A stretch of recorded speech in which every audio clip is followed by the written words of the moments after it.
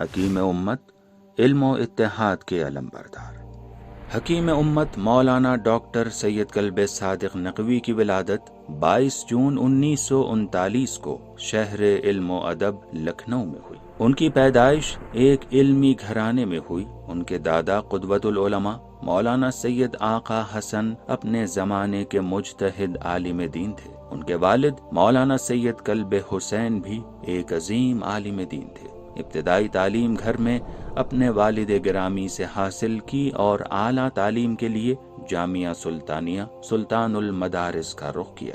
وہاں سے صدر الافاضل کی سند حاصل کی اور ساتھ ہی عصری تعلیم میں علی گڑھ مسلم یونیورسٹی سے BA کیا۔ اس کے بعد عربی زبان و ادب میں اسی یونیورسٹی سے MA کی بھی سند حاصل کی اور پھر ڈاکٹریٹ کی ڈگری بھی وہیں سے حاصل کی۔ چونکہ ان کا تعلق ایک علمی اور مذہبی گھرانے سے تھا، اس لیے فطری طور پر وہ بھی دین کی طرف خاصا رجحان رکھتے تھے۔ انہوں نے اپنے والد گرامی کے دور میں ہی ذاکری اور خدمت دین کا آغاز کر دیا تھا۔ انہوں نے اپنی مجالس میں قرآنی آیات اور احادیث و تاریخ کے ساتھ ساتھ عصری مسائل اور سائنس و ٹیکنالوجی کو بھی شامل کیا اور یوں خود کو دوسروں سے ممتاز کر لیا۔ ان کا یہ طرز بیاں نہایت پسند کیا گیا، خاص طور سے بیرون ملک میں، کہ جہاں دین کے ساتھ سائنس کے مسائل کو نہایت دلچسپی سے سنا جاتا تھا۔ مولانا کلب صادق علیہ الرحمہ نے ہمیشہ ہی لوگوں کو علم حاصل کرنے اور علمی میدان میں ترقی کرنے کی تاکید فرمائی۔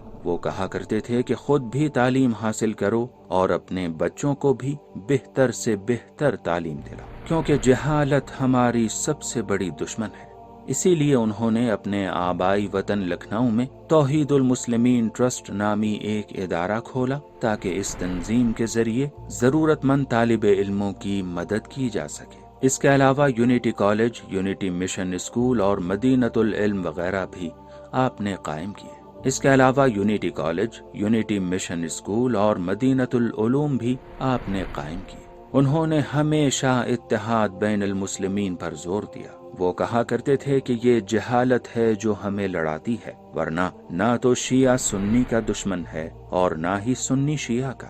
وہ وقت کو بہت اہمیت دیتے تھے، مجالس اور دیگر پروگرامز کو بالکل اپنے وقت پر شروع کرتے تھے، اب چاہے سامعین کی تعداد کم ہی کیوں نہ ہو۔ اسی طرح سماج میں ناسور بنی رسم جہیز اور شادی بیاہ میں آرائش و زینت کے بھی مخالف تھے۔ اپنے برادر بزرگوار مولانا سید کلب عابد صاحب کے 1986 میں انتقال کے بعد آپ کو آل انڈیا مسلم پرسنل لا بورڈ کا نائب صدر منتخب کر لیا گیا اور عمر کے آخری لمحات تک مسلمانوں کے مسائل کو حل فرماتے رہے۔ لکھنؤ کی آزاداری کے سلسلے میں بھی کوشاں رہے، وقف کی حفاظت کے لیے بھی کامیاب اقدامات کیے۔ اس کے علاوہ ایرا میڈیکل کالج بھی ان کی نمایاں خدمات کا ایک حصہ ہے۔ مولانا کلب صادق صاحب ایک زمانے سے بیمار تھے اور ان کو ایرا میڈیکل کالج میں ایڈمٹ کرایا گیا تھا۔ وہاں ان کا علاج ہو رہا تھا، لیکن یہ بھی ایک کڑوا سچ ہے کہ جو یہاں آیا ہے